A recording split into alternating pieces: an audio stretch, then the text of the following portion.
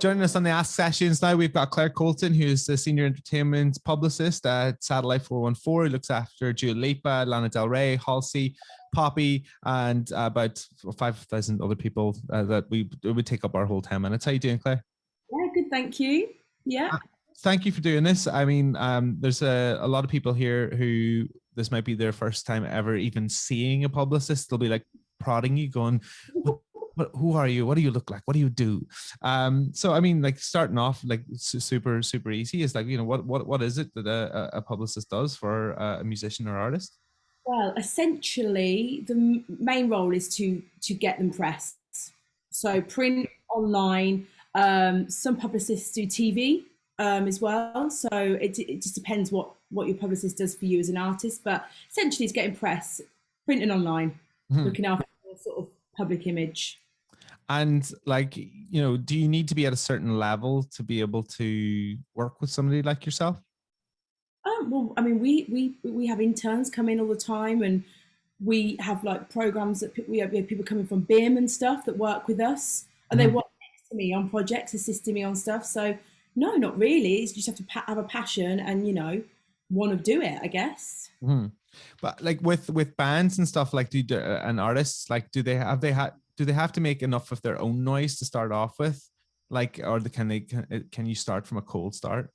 For me, do I like the music? Yeah. So I work with, like, you know, we've got Lana, we've got Dua, but then we've also got like newer artists like a girl called Hussey and a band called Soft Colt, which Hussey I don't think has huge numbers. I also look after a guy called Psyche, who I think when we started working with him, I heard a song called White Picket Fence. He's a Ghanaian artist, and I think he had 300 followers on Instagram, and I couldn't stop playing the song, and we started working with him straight away. So, you know, for me, it just comes down to do I love this, and can I sell it to people to make people want to write about it?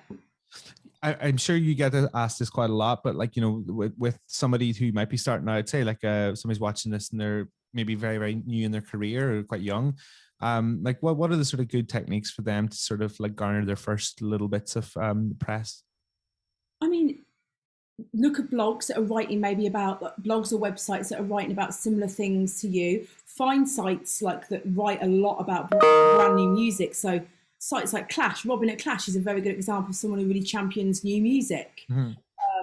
So sort of do a bit of research and, you know, reach out, make yourself like known and sort of push yourself out there, and keep putting music out there, you know, have a presence online, you know, be active, I guess. Is a press pack like really that important, and what are the do's and don'ts? Yes, it's good to, you know, having a bio, like just having something about yourself that explains who you are, what you do, what the music's about, if there's some sort of something behind the songs, that kind of stuff, to give people an idea of what it is you're about, so that they can get interested in you. Of course, some really nice images. Or the more you can do yourself, the better. I understand it's quite hard for a new band to sort of know where to start. So like a checklist would be for me to have some nice images, maybe a bio, like about yourself, maybe some quotes about what each of the songs are about, sort of start from there. Yeah. And like, you know, is there a certain way you shouldn't approach people? Because like, say like you're wanting to get like featured on a blog or a website, or even like, you know, in a sort of local paper or something, like, you know, I obviously media and radio for such a long time. I've seen them come at me in every way, shape and form. Like what do you think? I mean, for me, it's just if you just send a YouTube link, like, please listen to this. No, nothing else. Like, no image. Don't even give the band name, the song title.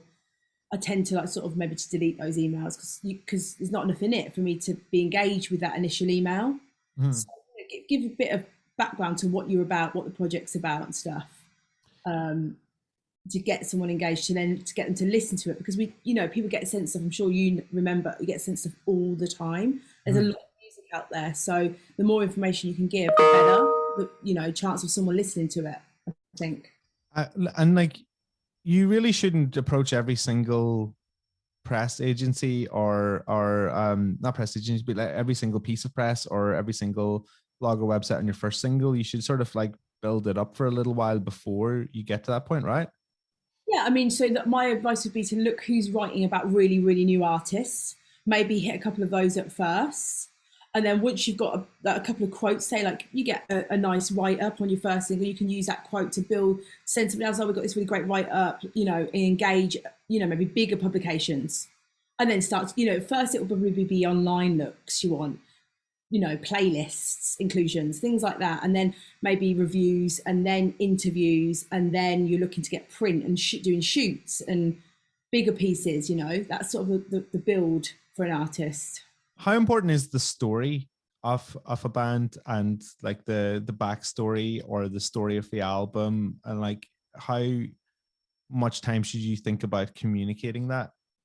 I mean, the story is obviously really important because music's about the melody and the lyrics and the meaning behind stuff. Like some of my favorite artists, like Nick Cave, it's all about the story in the songs, and you know, I think that's quite important. But it's not the be all and end all. But like, I do think if you've got a good story, you've got a good chance of someone engaging more with it.